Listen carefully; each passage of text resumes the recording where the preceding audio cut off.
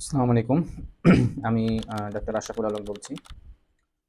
তো আজকে টাইমলাইনে আবার একটা সামনে ভিডিও আসলো যে ডক্টর জাহাঙ্গীর কবিরের কাছে একজন মহিলা প্রশ্ন করছেন যে টিউমার শরীরে এটা কোনো ব্যায়াম বা এক্সারসাইজ বা খাবারের নিয়ন্ত্রণ করে এটা কমানো যায় কিনা বা ভালো করা যায় কিনা।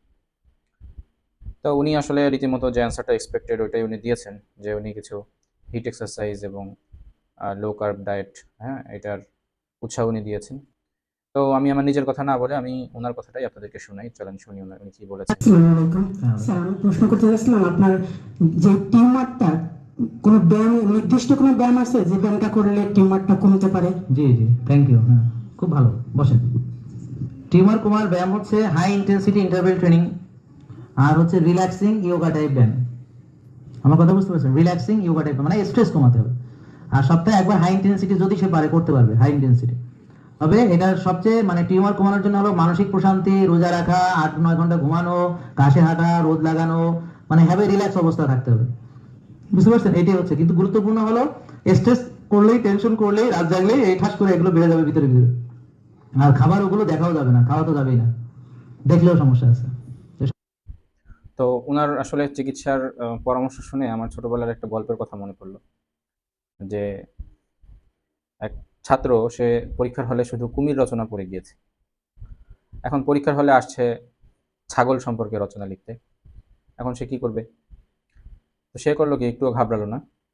সে ছাগল নিয়ে তার রচনা শুরু করলো, যে ছাগল একটা গৃহপালিত প্রাণী। ছাগলকে একদিন তার মালিক, হ্যাঁ, নদীর পাড়ে বেঁধে রেখে আসছিল। ছাগল ঘাস খাইতেছিল। তো ঘাস খেতে খেতে নদীর পাড় থেকে একটা কুমির উঠে ছাগলকে টেনে নিয়ে গেল। এরপরে সে কুমির সম্পর্কে আলোচনা শুরু করলো, যে কুমির অগোচর প্রাণী, হ্যাঁ, কুমিরের গায়ে খাঁচ কাটা খাঁচ কাটা খাঁচ কাটা। তার উদ্দেশ্য হচ্ছে যে রচনায় আসুক না কেন, গরু, ছাগল, মুরগি, যেটা সম্পর্কেই লিখতে বলা হোক না কেন, সে সেটাকে নদীতে নিয়ে গিয়ে কুমিরের গায়ে খাঁচ কাটা এই গল্প মানুষকে শোনায়, মানে এটা লিখতো আর কি। তো উনার অবস্থা হয়েছে এখন এমন, যে যে রোগ নিয়েই তার কাছে যাওয়া হোক না কেন, তার একটাই চিকিৎসা, সেটা হচ্ছে ডায়েট কন্ট্রোল এবং এক্সারসাইজ, ঘাসে হাঁটা, রোদ লাগানো, পরিমিত ঘুম। আমি বলতেছি না যে এই অভ্যাসগুলো খারাপ। আপনি আগে যদি ঘুমান, সকাল সকাল ঘুমান এবং ভোরে ওঠেন, প্রতিদিন এক্সারসাইজ করেন, হ্যাঁ, প্রকৃতির সাথে মিশে থাকেন, ইটস গুড। এটা সবার স্বাস্থ্যকেই সুস্থ রাখবে। এবং কখনোই কেউ এটা বলে না যে আপনি এগুলো করবেন না। এটা হেলদি লাইফস্টাইলের একটা পার্ট। বাট আপনি যখন সব প্যাথোলজিক্যাল ডিজিজকে একই ছাঁচে ফেলবেন, তখন সেটা তো আসলে সমস্যা। তো দেখেন, টিউমার আসলে কি জিনিস, টিউমার কেন হয়? টিউমার হয় হচ্ছে আমাদের যে কোষের মধ্যে ডিএনএ থাকে, তা ওই ডিএনএর মিউটেশনের কারণে আসলে কোষগুলো অ্যাবনর্মালি গ্রো করতে থাকে। আমাদের কোষের মধ্যে সুইচ আছে, হ্যাঁ, একটা কোষ যখন অনিয়ন্ত্রিতভাবে বাড়তে থাকে, আমাদের কোষের সুইচ সেটাকে বন্ধ করতে পারে। তো মিউটেশনের কারণে যখন সুইচটা নষ্ট হয়ে যায়, তখন কিন্তু এই কোষগুলো অনিয়ন্ত্রিতভাবে বাড়তে থাকে, যেটাকে আমরা টিউমার বলি। টিউমার দুই ধরনের হয়, একটা বিনাইন, একটা ম্যালিগনেন্ট। মানে হচ্ছে বিনাইন যে টিউমারগুলো, এগুলো কিন্তু মানুষের অনেক দিন ধরে শরীরে থাকলেও তেমন কোনো ক্ষতি করে না, যেমন চর্বির কিছু টিউমার আছে, লাইপোমা। হুম। তো কিন্তু যেই টিউমারগুলো আপনাদের শরীরে ম্যালিগনেন্ট, মানে ক্যান্সার, সেই টিউমারগুলো যদি আপনি চিকিৎসা না করে বসে থাকেন, তাহলে কিন্তু আপনার ক্ষতি হবে। ঠিক আছে? তো ডক্টর জাহাঙ্গীর কবির উনি বলেছেন হিট এক্সারসাইজ করতে। হ্যাঁ, হিট এক্সারসাইজের কিছু উপকারিতা আছে। যেমন যখন আপনি হিট এক্সারসাইজ করবেন, তখন ইমিউন সিস্টেম বুস্ট আপ হয়। ঠিক আছে? এবং টিউমারের growth factor, insulin like growth factor, এগুলো রিলিজ হওয়া কমে এবং টিউমারের গ্রোথটা একটু স্লো হয়। বাট এর মানে এইটা না যে এই টিউমারটা পুরোপুরি ভালো হয়ে যাবে আপনার এই এক্সারসাইজের কারণে। এটা ইম্পসিবল বিষয়। আরেকটা পরামর্শ উনি দিয়েছেন, সেটা হচ্ছে লো কার্ব ডায়েট বা সুগার, চিনি, এগুলো বন্ধ করে দিতে। এগুলো বন্ধ করে দিলে তার টিউমারটা ভালো হয়ে যাবে। তো এখানে অনেকে আসলে এই কনসেপ্টে বিশ্বাস করে, যে এবং উনি আরেকটা ভিডিওতে বলেছেন যে টিউমারের খাদ্য হচ্ছে সুগার। হুম।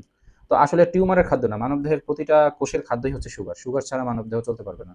হ্যাঁ, আপনি কিটোজেনিক ডায়েটও যদি করেন, আপনার ব্রেইন, হার্ট, পেশি, এগুলো কিটোন দিয়ে চলবে। আপনার আরবিসি, রেনাল মেডুলা, এগুলো কিটোন বডি দিয়ে চলবে না। এগুলোর জন্য অবশ্যই গ্লুকোজ লাগবে। এবং আমাদের বডিতে এইটা কিন্তু একটা মেকানিজম আছে। আল্লাহ তালা আমাদের দেহকে এভাবেই তৈরি করছেন, যে যতই এক্সট্রিম কন্ডিশনে বডি পড়ুক না কেন, সে কিন্তু অভিযোজন করার চেষ্টা করে। তো যেটা বলছিলাম, যে একটা ধারণা আছে যে শর্করা জাতীয় খাদ্য, টিউমার সেলের খাদ্য যেহেতু শর্করা, শর্করা যদি আমি একদম না খাই, তাহলে সেটা আর গ্রো করতে পারবে না। তো এটা একটা ভুল ধারণা। কারণ কি, যে আপনি যখন বাইরে থেকে শর্করা জাতীয় খাদ্য বন্ধ করে দিবেন, তখন আমাদের লিভারে এবং মাংসপেশিতে গ্লাইকোজেন নামে একটা সাবস্টেন্স সেটা জমা থাকে। তো ওই গ্লাইকোজেন ভেঙে তখন শর্করা তৈরি হবে। এটা 48 ঘন্টার মতো আপনাকে হচ্ছে সাপোর্ট দিবে। তো যখন 48 ঘন্টা পরেও বডি কোনো বাইরে থেকে কোনো শর্করা জাতীয় খাদ্য পাবে না, তখন কি করবে? তখন কিন্তু আমাদের যে চর্বিগুলো আছে এই চর্বিগুলো ভেঙে ফ্যাটি অ্যাসিড তৈরি করবে এবং ফ্যাটি অ্যাসিড থেকে কিটোন বডি তৈরি করবে। সেই কিটোন বডি দিয়ে আপনার ব্রেন, হার্ট এবং মাংসপেশি সহ বিভিন্ন অর্গান চলতে পারে। বাট আমি যে বলছিলাম যে আরবিসি, রেনাল মেডুলা এগুলোর জন্য কিন্তু গ্লুকোজ লাগে। শরীরের অনেক কোষ আছে, তার জন্য গ্লুকোজ লাগবে। তো তখন বডি করবে কি? তখন আপনি আরেকটা প্রসেস আছে বডিতে, সেটা হচ্ছে আমরা বলি গ্লুকোনিওজেনেসিস। মানে নন কার্বোহাইড্রেট সাবস্টেন্স থেকে কার্বোহাইড্রেট সাবস্টেন্সে মানে গ্লুকোজ তৈরি করবে বডি। সেটাকে আমরা বলি গ্লুকোনিওজেনেসিস। তো গ্লুকোনিওজেনেসিস কি? মাসেল আছে, ফ্যাট আছে, এগুলো বিভিন্ন অ্যামাইনো অ্যাসিড থেকে ভেঙে ভেঙে শর্করা জাতীয় খাদ্য বা গ্লুকোজ যে ফাইনাল প্রোডাক্ট সেটা তৈরি করবে এবং সেটা কিন্তু পরবর্তীতে শরীরে কাজে লাগবে। কাজেই আপনি বাইরে থেকে শর্করা বন্ধ করে বা চিনি, সুগার বন্ধ করে যদি মনে করেন যে বডিতে কোনো গ্লুকোজ নাই, হ্যাঁ, এজন্য টিউমার সেল বসে থাকবে গ্রো করা, সেটা কিন্তু পুরোপুরি সঠিক আপনার নলেজ না। তো বডি যে কোনো মূল্যেই সুগার তৈরি করবে, তার যেটা দরকার সে সেটা তৈরি করে নিবে। তো ফলশ্রুতিতে আপনার কি হবে? আপনার দেখা যাবে মাসেল ভেঙে যাবে, হ্যাঁ, আপনার ওজন ড্রাস্টিক্যালি কমে যাবে। এমনিতেই টিউমার ক্যাকেক্সিয়া নামে একটা টার্ম আছে, ক্যান্সার হলে মানুষের ওজন কমে যায়।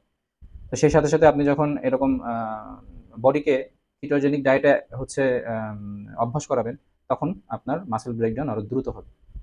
আরেকটা ভুল ধারণা, সেটা হচ্ছে ক্যান্সার সেল শুধু গ্লুকোজই গ্রহণ করে না। এটাও ভুল ধারণা। ক্যান্সার সেল কিটোন বডিও করে, মানে গ্রহণ করে। তো সব ক্যান্সার সেলের ক্যারেক্টারিস্টিক্স একরকম না। কিছু ক্যান্সার সেল গ্লুকোজের উপর ডিপেন্ডেন্ট, কিছু ক্যান্সার সেল যেমন হচ্ছে র‍্যাবডোমায়োসার্কোমা, তো এগুলো হচ্ছে কিটোন বডিও তারা যখন গ্লুকোজ পাবে না তখন কিটোন বডিকেই এনার্জি হিসেবে নিয়ে তারা গ্রো করা শুরু করবে। তো এরকম মানে আধা ইনফরমেশন বা আপনার ব্যবসার সুবিধার জন্য আপনি আপনার অর্গানিক প্রোডাক্টগুলো বিক্রি করার জন্য মানুষকে এরকম ভুল তথ্য দিবেন, ভুল ইনফরমেশন দিবেন। পরবর্তীতে তাদের যখন ক্ষতি হবে, কেউ ক্ষতি নিয়ে কিন্তু সামনে আসে না। আপনি যাদেরকে সামনে নিয়ে বলেন যে এর এই উপকার হয়েছে, ওই উপকার হয়েছে, মানুষের ক্ষতি হলে সে নীরবেই থেকে যায়, সে এসে সামনে খুব একটা বলে না। তো এই যে আপনি মানুষগুলোকে ক্ষতির দিকে ঠেলে দিচ্ছেন, এর জন্য আপনি আল্লাহর কাছে দায়ী থাকবেন। এটা একটু মাথায় রাখবেন যখন এই সমস্ত কথা আপনি বলেন। আমি আপনাদেরকে একটা বিশ্ববরেণ্য ব্যক্তিত্ব, স্টিভ জবস, হ্যাঁ, অ্যাপেলের প্রতিষ্ঠাতা, আমি ওনার ঘটনা বলি। ওনার 2003 সালে প্যানক্রিয়াটিক একটা ক্যান্সার, নিউরোএন্ডোক্রাইন টিউমার ধরা পড়ে। তো ডক্টর, এটা প্রাইমারি স্টেজে ধরা পড়ে, তো ডক্টর ওনাকে বলেছিলেন যে আপনি সার্জারি করেন। কিন্তু উনি ডক্টরের কথা না শুনে উনি বিভিন্ন ভেষজ পদ্ধতি এবং প্রাকৃতিক উপায়ে ওনার টিউমার নিরাময়ের চেষ্টা করেন। তো পরবর্তীতে 2004 সালে যখন দেখেন যে অবস্থার অবনতি হচ্ছে, তখন উনি আবার ফলো আপে যান এবং দেখেন যে তখন ততদিন ওই টিউমারটা ওনার লিভার সহ অন্যান্য অর্গানে ছড়িয়ে গিয়েছে, মেটাস্টাসিস হয়েছে। তো এরপরে উনি হুইপলস অপারেশন করেন এবং পরবর্তীতে 2009 সালে উনি লিভার ট্রান্সপ্লান্ট করেন সম্ভবত। তো লিভার ট্রান্সপ্লান্ট করার পরেও আসলে যেহেতু এটা অ্যাডভান্স স্টেজের টিউমার, উনি আসলে 2011 সালে মৃত্যুবরণ করেন এই ক্যান্সার সংক্রান্ত জটিলতায়। এবং ওনার জীবনীতে এই ঘটনা লেখার সময় একজন যিনি লেখক তিনি বলছিলেন যে আসলে স্টিভ জবস পরবর্তীতে এই যে প্রাকৃতিক ভেষজ অল্টারনেটিভ উপায় খুঁজেছিলেন তার ক্যান্সার নিরাময়ের কারণে, এর জন্য তিনি আফসোস করেছেন।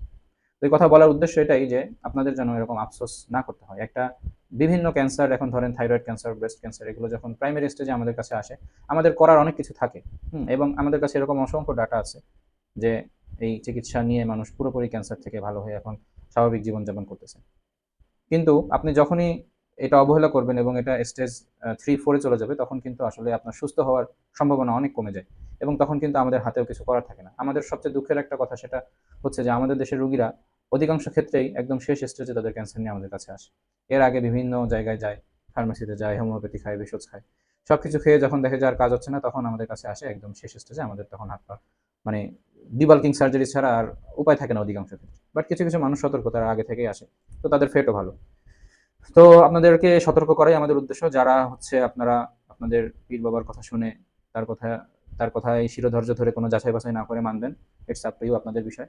বাট যারা অরিজিনালি বুঝে নিজের শরীরের উপর এক্সপেরিমেন্ট না করে আধুনিক বিজ্ঞান অনুযায়ী নিজের চিকিৎসা করতে চান, তাদের জন্য এই ভিডিওটি আমি তৈরি করলাম। আসসালামু আলাইকুম রহমতুল্লাহ।